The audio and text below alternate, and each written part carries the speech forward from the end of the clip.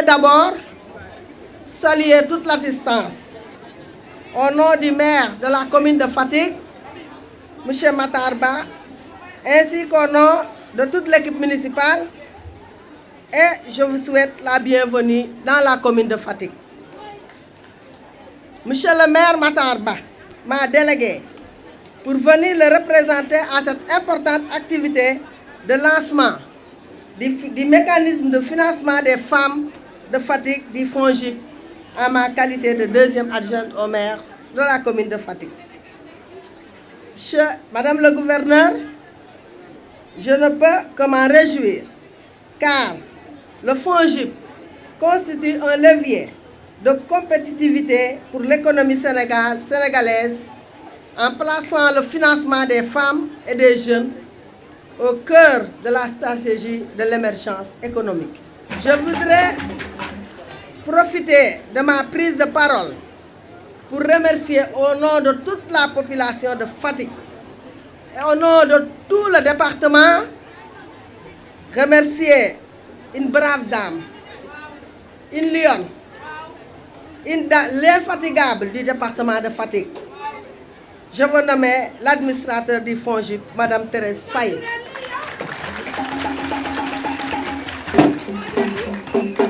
Qui a toujours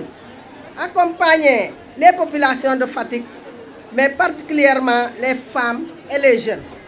et qui continue de nous soutenir à travers le Fonds de garantie des investissements prioritaires, qui est le FONGIP. Nous sommes conscients de tout ce que vous faites pour concrétiser le programme de résilience économique et sociale. Merci, Madame l'administrateur. Je voudrais aussi remercier les autorités administratives ici présentes. Pour commencer, je vais nommer Madame le gouverneur Seynabou Gueye, qui n'a ménagé aucun effort pour accompagner cette cérémonie. Et je veux dire que c'est ce qu'elle a toujours fait. À chaque fois que la population de Fatick a besoin d'elle, elle est présente. Mais je vais aussi remercier Monsieur le préfet du département de Fatick, qui vient d'être relevé pour d'autres fonctions, qui vient d'être affecté, mais qui est représenté ici par son adjoint. Monsieur le préfet, recevez tous les remerciements et les félicitations de la population de Fatick. Mais aussi, je ne vais pas oublier les sous-préfets qui sont là, ici présents, et qui ne ménagent aucun effort pour accompagner les dames de ce département. Je voudrais aussi terminer pour lancer un appel aux femmes et aux jeunes pour utiliser ces financements dans des projets porteurs. Je vous souhaite en tout cas plein succès à cette activité. Je vous remercie de votre aimable attention. Merci beaucoup. Assalamu alaikum. Madame le gouverneur, Seynabou Gueye, ma nièce, maa ngi lay nuyu bu baax di la gërëm di la sant ci sa teewaay. maa ngi gërëm le préfet du département de Dakar, le département de Fatick représenté par son adjoint. maa ngi nuyu Monsieur Wula Ndiaye, il est vice-président du conseil départemental, mais il est ici au nom du conseil économique et social. maa ngi nuyu Madame la maire Aïda Diouf, moom itam ñëw ak ñaari casquette, ñëw ak maire Fatick, ñëw ak au conseil, mu ñëw toog fii wax ju rafet. maa ngi koy gërëm bu baax di remercier ñi fi toog ñëpp, ñi yor groupement GPF, mais dama bëggoon ñu def mention spéciale à ma nièce, ma fille, la directrice Thérèse Diouf Faye. ma bëgg ñëpp jóg ovationné.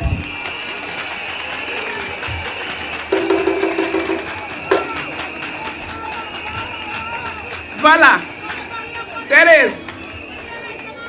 ku def lu kenn deful ñu wax la lu ñu waxul kenn da nga ñëw ànd ak Macky Sall ba dara dul dara bi ngay ànd ak Macky Sall élève nga woon nga pare jiite étudiants yi Université Dakar ànd ak moom ak loyauté moo tax li mu la jox dolliwaat la tu le mérites ñu gërëm nag le président Macky Sall parce que lii yëpp moom la président Macky Sall mooy président boo xamee ni mooy président wu infrastructure yi mooy président route yi mooy président pont yi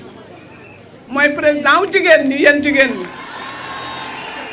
mooy président boo xamee ni ana bourse familiale yi defe naa jot ngeen ko defe naa ni moulin à milu madame la première dame jot ngeen ko jot ngeen aussi ci xaalis bi dama ne Thérèse sa journée tey bii c'est une journée historique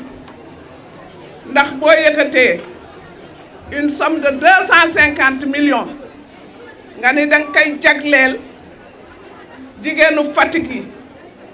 muy 17 collectivités locales yi loolu yaa ngi accompagner bu baax le président de la République ñu ngi la ciy félicité nag ma bëgg nag jigéen ñi coow li bare na lool mais ku gis nen ni nene ngi Thérèse la ñu bëgg ngeen jàppale ko fii ci département bi parce que moom fi moo fi ne nañ waxante dëgg kii ñëw di la may ñëw jàngalaat la ni ñuy nappee ki la doon may jën jàngal la li ñuy nappee kooku ku jar a jàpp la ndax li mu def dañoo bëgg jigéen ñëpp bénéficier aussi amul xàjj amul seet amul fii laa bokk amul fee laa bokk loolu la wax donc lii mu fii indi yal na doon seen muur ak seen wërsëg te bu ko indee dina indiwaat leneen wante loolu nag moo tax li tax mu koy def ki ko dooleel la muy le président Macky Sall il faut ñu jàppale ko. di nuyu délégation bi fi toog yëpp duma mun a citer ñëpp mais dinaa ci tudd sama grande sœur madame le maire Aïda Diouf di nuyu Adja Bakhaw Diong di nuyu les femmes de Fatick di nuyu les jeunes dames républicaines di nuyu waa ànd nawle sax gis nañ leen fii ñoom perte fay ñu ngi toog kon yaakaar naa ne Fatick a ngi nii Thérèse je crois que ne gis nga population de Fatick jigéenu Fatick yi ñu ngi nii yàgg ngaa dugal sa loxo si ñoom tout récemment ci bi ñuy waaj élection yële passé dugal nga fi financement yu takku yaakaar naa ne amoo ci woon xaaj ak seen amul kii laa bokk wala parti bi laa bokk wala amul daal ñëpp a ci gis seen bopp Thérèse Faye xëyaat tey dellusiwaat di daabaliwaat ndax ku ne xam na jigéen ak nawet ku ne xam na ne nawet dafa metti te les femmes rurales ont besoin de financement pour les travaux champêtres ils ont besoin de financement pour leur foyer parce que nawet dafa xaw a tiis bu ñu xëyee dañuy dem tool ya bu ñu demee tool ya war nañu am lu ñu bàyyi ci kër gi war nañu reproduire seen céréales yi nga xamante ne béyoon nañ ko daaw ak daaw jeeg ñu jéem koo def produire def ko beneen kii maanaam gerte gi ñu def ko tigadege def ci yeneen mën ko jaay am loo xamante ne dinañ ko bàyyi ci kër gi. asalaamaaleykum monsieur le madame le gouverneur Seynabou, comme j'ai l'habitude de le dire sama tooma yow bi nga yegg see Fatick nga defar Fatick parce que xam nga li neex réew mi ak li réew mi bëgg ak li dëkk bi bëgg nga ànd ak ñëpp ci seen sas madame le gouverneur maa ngi lay nuyu. maa ngi nuyu le département de Fatick di nuyu groupement féminin yi di nuyu organisation de femmes yi fi tase yëpp ndax Meg le Sine dafa sosu 2001 di liggéey ak groupement féminin yi di liggéey ak FAFS di liggéey ak DIRFEL di liggéey ak consortium di liggéey ak bépp mouvement boo xamante ne bi dafa nekk jigéen yor organisation de femmes mooy nuyu la main de l'espoir di nuyu waa kër Birame Faye di nuyu waa kër Adama Ndour gis naa fi léegi ngaa Diouf ay jigéeni département yii su ma leen doon lim damay topp benn par benn ndax du ci xaj ndax Médecine liggéey na ak département bi yëpp waaye nag su ma nuyee gouverneur damay nuyu madame l'administratrice du FONGIP Thérèse bi nga yëgsee la xel mi dal bi nga yëgsee xam nga li neex le chef de l'État xam nga li fi xew ndax Médecine dafa bokk ci premier partenaire u FONGIP di liggéey ak FONGIP ba nii may wax ak yéen madame Thérèse mettre ngeen à ma disposition 350 millions ak effet de levier bi on a financé presque 500 millions te loolu yow la vous avez compris man nag toujours li ma am habitude di wax ci appui SFD ginnaaw bi Thérèse yëgsee dama ne Thérèse ñun lañ ko falal ñun waa Fatick Thérèse nag AG national nga FONGIP waaye nag Fatick dañ laa soxla woon yëgsi nga bi nga xamante ni bii nit ñi ñu ngi la doon xaar lii nag sa njàmbaar la yow doo bañ démb ku ne démb yow di nga xam ne yow démb nga woon ci kanami président de la république di xeex ba yegg si fii tey lii nag ci mécanisme de financement bi li tax ma bëgg ci ma kontaan ci di remercier waa Crédit Mutuel di remercier seen directeur parce que Crédit Mutuel dafa bokk ci association professionnelle may administratif au niveau de l'association professionnelle kon kenn ku yor financement bi rek li may ñaan mooy na ko séddale ñi ko moom nañu ko utiliser ci li ñu ko bëggee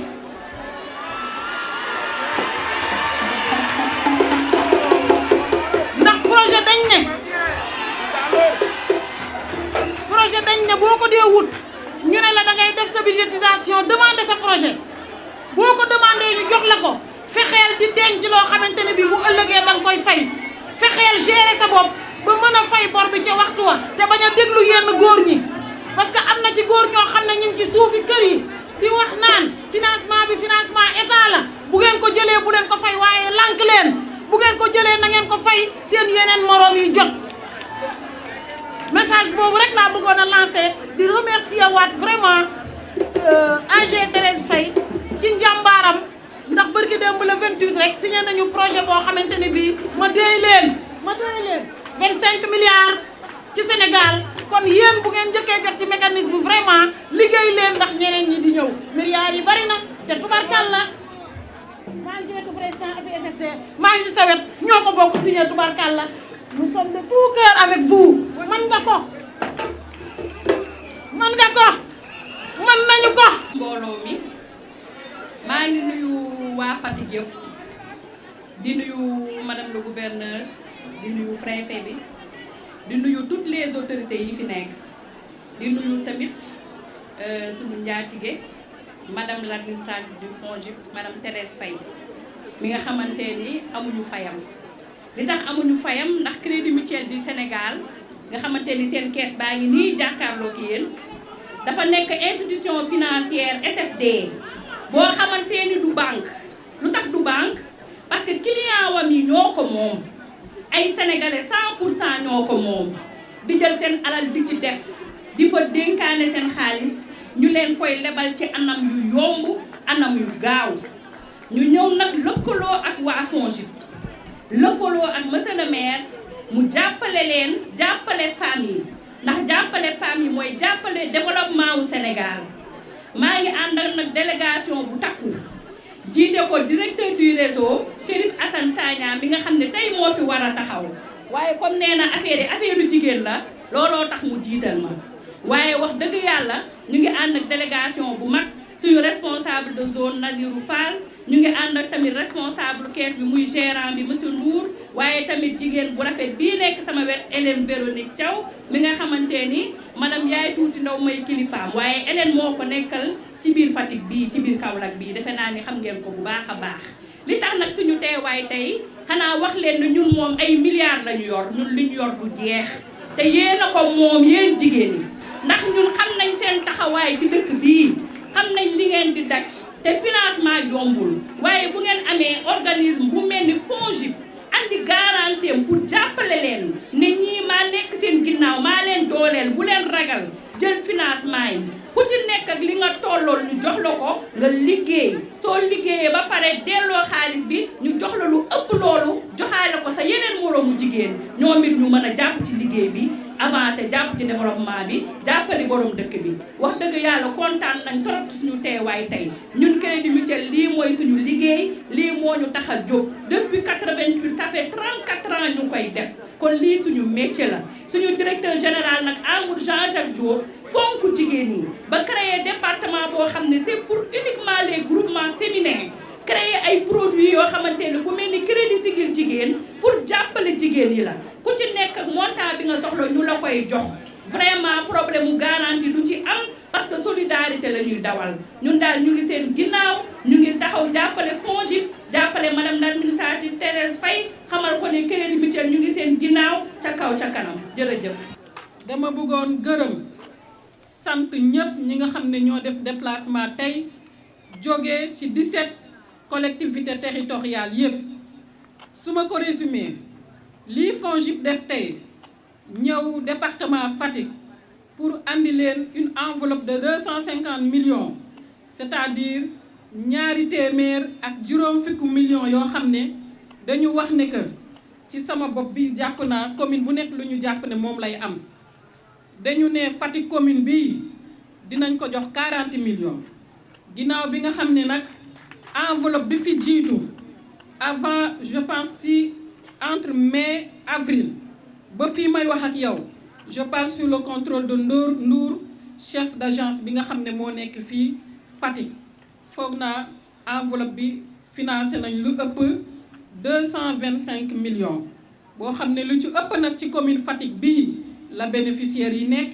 fiche yaa ngeeg ñun liste yaa ngeeg ñun xam nañ ñu ko jox ak seen numéro téléphone te ci li ma Ndour wax tamit xel dal na ndax ñi ko jël ñu ngi fay normalement bu loolu passé ñu ne commune Diouroup dinañ ko jox 10 millions ñu ne commune Tataguine dinañ ko jox 10 millions commune Diarère dinañ ko jox 10 millions suñu duggee ci arrondissement Fimela ñu ne Loul Sessène dinañ ko jox 7 millions fi nga xam moom mooy Djilass dinañ ko jox je pense 6 millions Diofior 10 millions Fimela 10 millions Palmarin 6 millions yaakaar naa ne que loolu mooy arrondissement Fimela bu ñu duggee ci arrondissement Ndiop commune Ndiop 10 millions commune Diaoulé 10 millions commune Thiaré 10 millions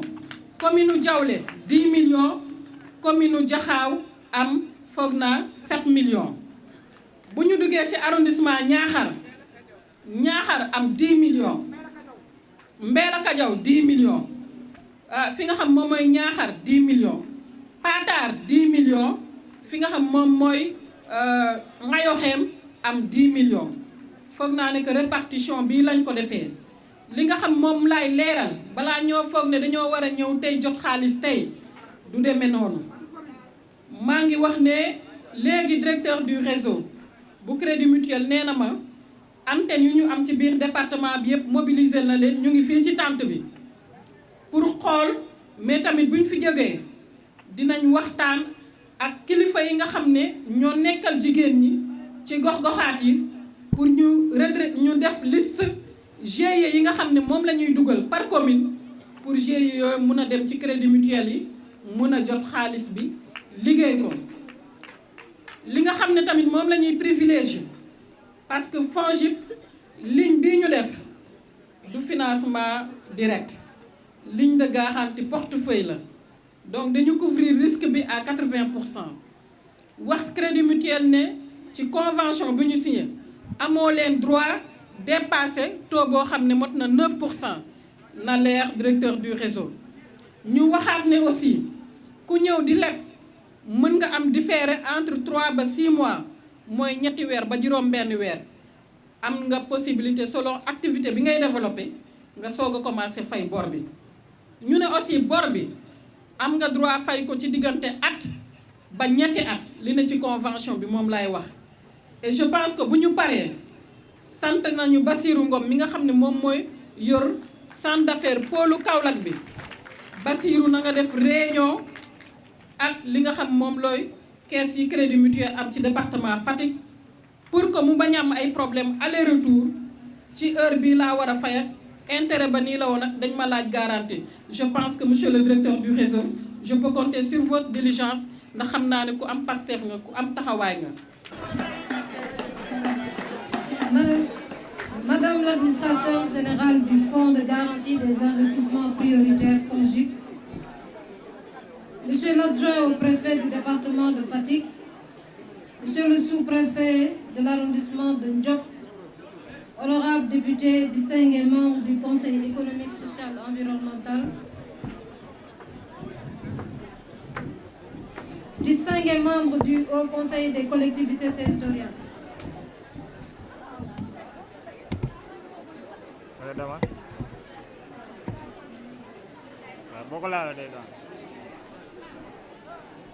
honorable député, distingué membre du Conseil économique, social et environnemental, distingué membre du Haut Conseil des collectivités territoriales, Monsieur le représentant du président du Conseil départemental de Fatick, Madame la secrétaire élue du Conseil départemental, mais également ma badienne, Monsieur le maire de la commune de Fatick, représenté ici par Madame la première, Madame la deuxième adjointe au maire, Mesdames et Messieurs les élus nationaux du département de Fatick, Mesdames et Messieurs les chefs de services régionaux et départementaux, Madame la gérante de la mutuelle d'épargne et de crédit, le SIN, le SIN, Monsieur le directeur régional, Monsieur le représentant plutôt du directeur régional du Crédit Mutuel du Sénégal, Mesdames et Messieurs les membres du personnel du Crédit Mutuel sénégalais, Mesdames et Messieurs les présidentes, Mesdames plutôt les présidentes d'associations et de groupements de femmes du département de Fatick, Mesdames et Messieurs, chers invités, en vos rangs, titres et qualités respectifs. C'est un immense plaisir de présider ce jour la cérémonie de lancement du mécanisme de financement mis en place par le Fonds de garantie des investissements prioritaires pour les femmes du département de Fatick. C'est une importante activité qui participe de la volonté du FONGIP de consolider les efforts de l'État du Sénégal pour faciliter l'accès au crédit et promouvoir l'entrepreneuriat et l'emploi. Comme vous le savez, le renforcement de l'entrepreneuriat et l'autonomisation économique des femmes reste au cœur du projet de gouvernance économique et sociale de son Excellence, Monsieur le Président de la République. Surtout dans un contexte de relance de l'économie nationale qui a vécu les soubresauts plutôt de la Covid. Et dans cette dynamique que le FONGIP a déployé des efforts importants pour accompagner les initiatives économiques des femmes à travers des lignes de financement mises en place à leur profit.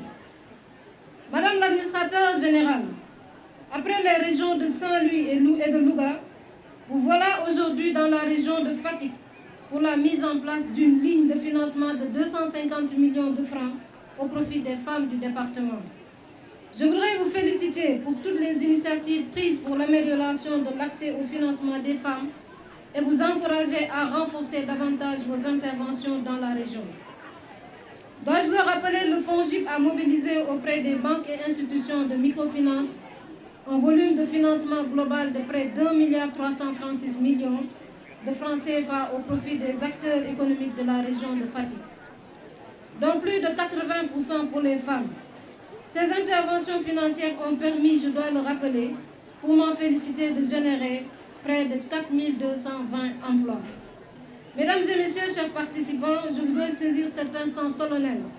pour remercier les partenaires financiers, tous les acteurs impliqués dans la préparation et l'opéralisation du mécanisme de financement, extrêmement important pour les femmes de notre région. Toutes les énergies positives ici réunies montrent à quel point la relance économique constitue à la fois un enjeu et une opportunité pour toutes les populations qui restent les principales bénéficiaires. Je saisis également cette occasion privilégiée pour féliciter et remercier très sincèrement le Crédit Mutuel du Sénégal, mais aussi la mutuelle d'épargne et de crédit, le SIN, pour leur engagement et leur accompagnement constant. J'ose compter également sur la diligence pour la mobilisation de tous les financements attendus pour le développement économique et social des bénéficiaires. Sur ce même registre, je tiens enfin à féliciter Madame l'administrateur générale du Fonds de garantie des investissements prioritaires, Madame Thérèse Faye Diouf et ses équipes, pour le travail important du FONGIP en termes de contribution à la matérialisation de la vision de Monsieur le Président de la République. Pour terminer,